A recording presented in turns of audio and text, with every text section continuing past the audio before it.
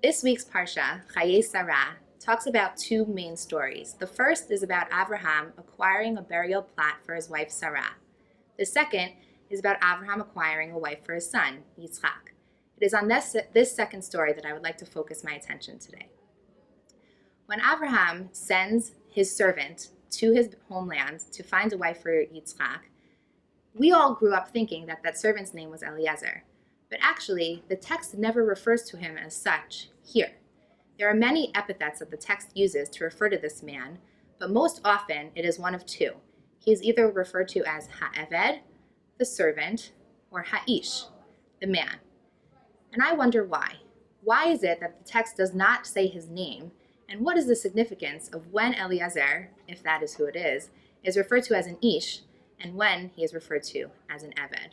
The first answer that I'd like to propose actually teaches us nothing about the character himself, but about Rivka, about the woman that he meets and deems eligible to be Yitzchak's wife. What we notice is that the interaction between Rivka and this man is where the word Ish most frequently appears. Rivka calls him Ha'ish, and when she talks to him, she calls him Ha'ish, and when she refers to him to other people, she refers to him as Ha'ish. This says something more about Rivka than it does about the man. It teaches us that Rivka is able to see something in this man that others cannot.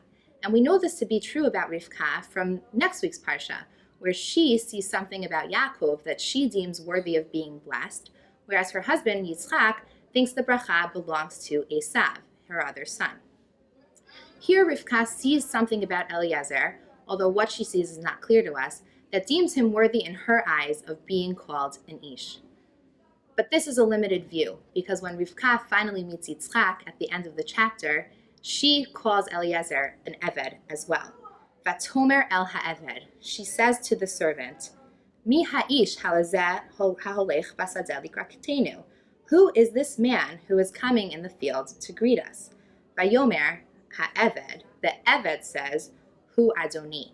He is my master, Yitzchak. At that moment, both Rivka and the man/servant recognize that there is somebody higher than them.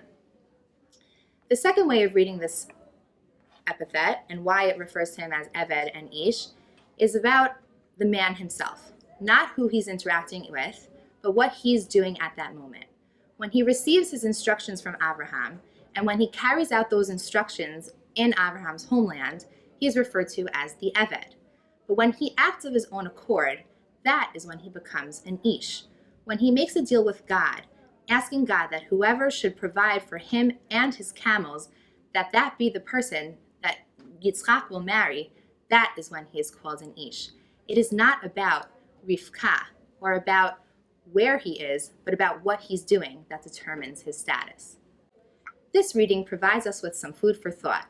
What is the balance between following instructions and initiating new directions? When am I supposed to continue in the footsteps of those who came before me, and when am I supposed to pave my own way?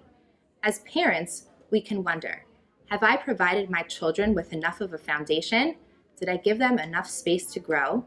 And as children, we are left to think, when do I incorporate the teachings of my parents, and when do I forge my own path? Eliezer's story puts these questions on the table, but it is our job to come up with the answer. Shabbat Shalom.